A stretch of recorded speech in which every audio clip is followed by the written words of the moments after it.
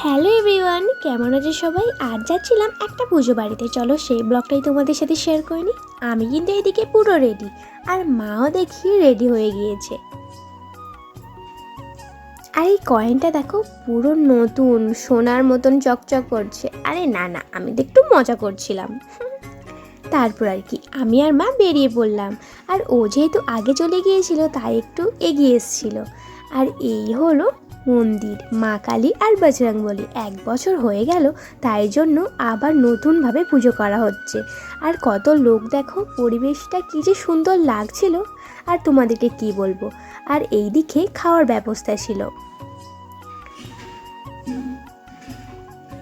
আর এই দেখো, বৌদিরা কিন্তু পুজো করতে বসে পড়েছে, সম্পর্কে উনি আমার বৌদি হয়। আর ওর যেহেতু নাইট ডিউটি ছিল তাই আমরা সবাই খেতেও বসে পড়েছি। ভেবেছিলাম একটু পরে বসবো, কিন্তু ওর ডিউটির জন্য তাড়াতাড়ি সবাই একসাথে বসে পড়েছি। আর ওর একটু কুটকুটুনি রোগ আছে, তাই জন্য ওখানে গিয়ে কুটকুট কুটকুট করেই যাচ্ছে।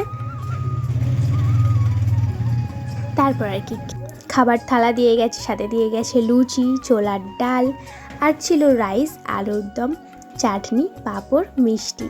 খাবারগুলো কিন্তু খুব সুন্দর খেতে। আমি বাড়িতে চলে এসেছি, আর যাওয়ার সময় এই হারটা পরে গিয়েছিলাম, কারণ মা বলছিল গলাটা খুব ফাঁকা লাগছে।